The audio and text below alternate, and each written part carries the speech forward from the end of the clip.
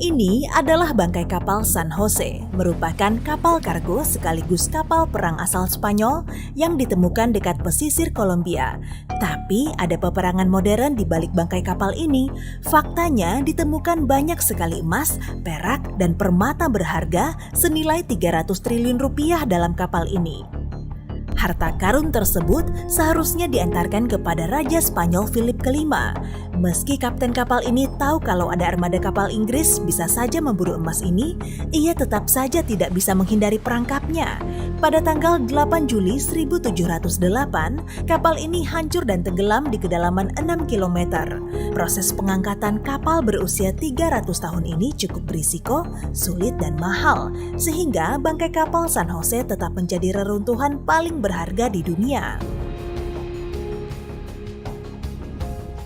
Kenyataan bahwa penyelam menemukan emas atau harta karun lainnya di dasar laut bukanlah hal yang aneh. Penemuan yang jauh lebih menarik ditemukan di dekat semenanjung Yucatan di Meksiko. Bukan cuma aneh, tapi juga bikin heran. Terdapat sungai di bawah laut di kedalaman 30 meter. Keanehan ini terbentuk di dalam area berbentuk corong yang berisikan air tawar yang berasal dari air hujan. Tapi di bagian bawahnya terdapat sumber mata air asin.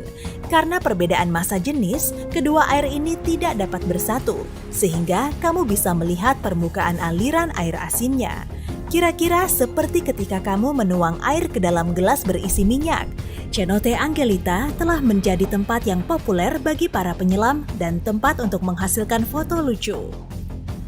Penemuan berikutnya lumayan bikin gempar para penggemar mitos tentang Atlantis. Inilah monumen Yonaguni, formasi bebatuan raksasa pada kedalaman 26 meter di bawah laut. Para penyelam dapat menyusuri kontur piramida, jalanan, dan tangga yang terlihat jelas di sana. Luas monumen ini kira-kira setengah lapangan bola, usianya sekitar 5.000 tahun, dan sebagian dindingnya memiliki pahatan. Banyak yang meyakini bahwa ini adalah sisa-sisa peninggalan peradaban Mu atau Lemuria. Tapi, teknologi yang mereka miliki sebenarnya tidak memungkinkan mereka untuk membangun struktur yang sedemikian megahnya. Begitu banyak mitos dan asumsi yang tersebar mengenai monumen Yonaguni, tapi banyak juga yang meragukannya. Para ilmuwan berkesimpulan kalau monumen tersebut muncul begitu saja secara alami. Derasnya arus bawah lautlah yang membentuk batuan keras menjadi seperti sekarang. Dan apa yang disebut sebagai pahatan oleh para penyelam sebenarnya hanyalah goresan.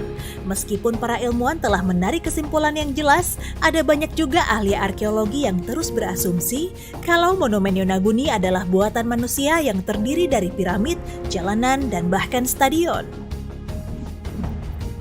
Kota bawah laut berikutnya tidak menyisakan sedikit pun ruang untuk berspekulasi, karena kita sudah tahu asal-muasalnya.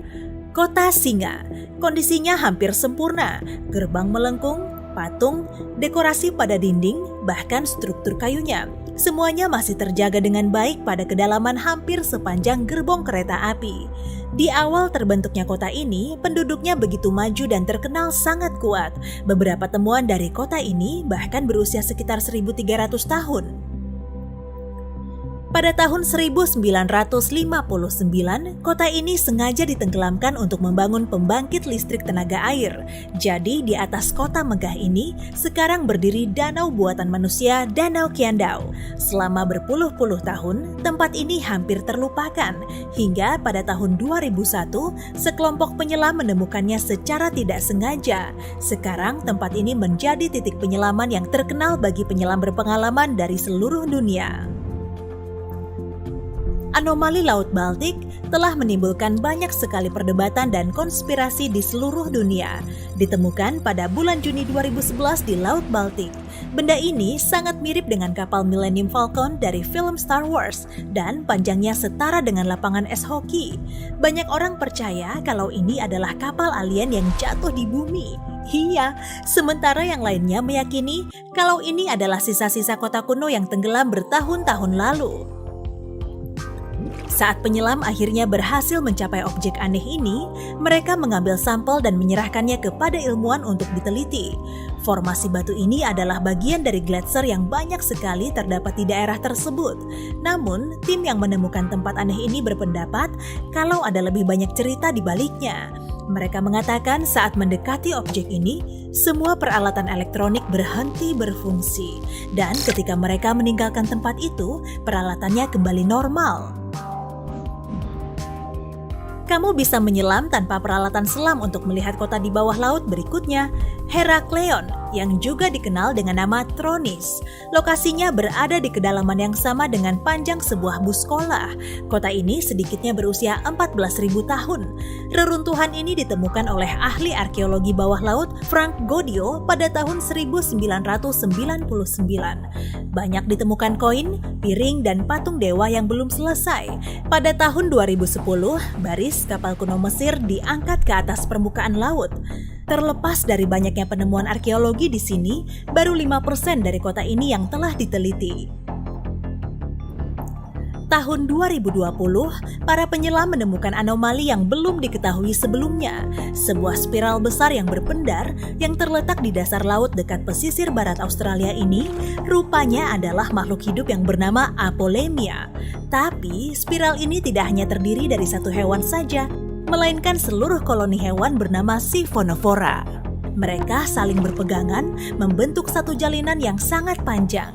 Cincin terluar dari Apolemia yang berbentuk spiral ini, panjangnya sekitar 47 meter. Sebagai perbandingan, paus biru terbesar yang pernah ada di bumi, panjangnya hanya 30 meter. Tapi yang lebih mengejutkan adalah hewan ini ternyata predator. Rupanya makhluk berbentuk spiral ini memiliki bagian khusus untuk berburu dan bagian lainnya untuk mencerna makanan. Apolemia tidak menunggu makanan jatuh ke mulut mereka di dasar laut. Ia bisa berenang dan berburu plankton kecil, ikan, bahkan Apolemia lainnya. Meskipun hewan ini sangat langka, kamu tetap harus berhati-hati karena sengatnya tetap berbahaya. Mekanisme Antikythera. Ikuti aku, Antikythera. Pada tahun 1901, sekelompok pemburu karang laut menemukan bangkai kapal kargo bangsa Romawi di kedalaman sekitar lebar lapangan sepak bola.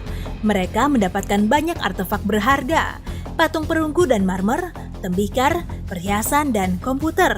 Apa? Komputer di kapal Romawi kuno? Sebenarnya, mekanisme Antikythera dianggap sebagai salah satu bentuk analog tertua dari komputer modern. Selama bertahun-tahun, para ilmuwan tidak memahami kegunaan mekanisme ini, tapi saat mereka mengujinya dengan sinar X, semuanya berubah. Alat ini dibuat oleh para ahli dari Yunani sekitar 100-150 tahun sebelum Masehi. Mekanisme Antikythera ternyata adalah mesin rumit yang terdiri dari 30 roda gigi dari perunggu. Fungsinya adalah untuk mengikuti pergerakan matahari dan bulan serta memperkirakan terjadinya gerhana.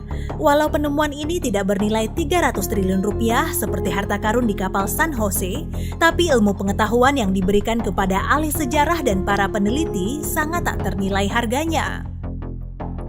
Ini dia penemuan lain yang tak kalah memukau. Suatu hari, dua penyelam hendak mengambil foto hiu biru, tapi lensa kamera mereka menangkap sesuatu yang jauh lebih menakjubkan, ubur-ubur raksasa. Menurut kedua penyelam ini, bentuknya seperti telur rebus yang sangat besar yang tiba-tiba muncul entah dari mana. Seperti ubur-ubur berenda, namun ukurannya sangat besar. Diameternya mencapai 1,5 meter, dan panjangnya hampir sama dengan tinggi tubuh si penyelam. Ini adalah ubur-ubur terbesar yang pernah ditemukan di perairan Inggris. Meskipun hewan ini dianggap tidak berbahaya, tapi tetap saja ukurannya lumayan bikin ciut. Penemuan di sebuah sungai di Brasil berikut ini dijamin akan membuatmu kapok menyelam. Anaconda raksasa. Bartolomeo Bove dan rekannya merekam salah satu anaconda terbesar yang pernah ditemukan. Panjangnya setara dengan jerapah dewasa dan beratnya jauh melebihi berat rata-rata manusia. Meskipun Bartolomeo terbiasa berenang di dekat hiu, bertemu ular ini merupakan pengalaman yang memicu adrenalin. Untungnya, ular ini sedang penasaran dan tidak agresif. Salah satu tempat paling menarik untuk menyelam rupanya jauh dari laut dan samudra. Tapi Gua Orda. Gua ini berada di bagian barat pegunungan Ural dan bentuknya seperti pipa melengkung. Bagian gua yang terletak di bawah air panjangnya mencapai 4,8 km dan merupakan gua bawah air terpanjang di dunia. Tapi yang paling menarik di sini adalah airnya. Lingkungannya yang begitu kaya mineral membuat airnya bersih dan jernih seperti kristal. Para penyelam bisa melihat dengan jelas sejauh 46 meter. Ini artinya Gua Orda menjadi tempat yang sempurna untuk fotografi bawah air. Seperti gurita raksasa yang siap memangsamu. Bohong kok.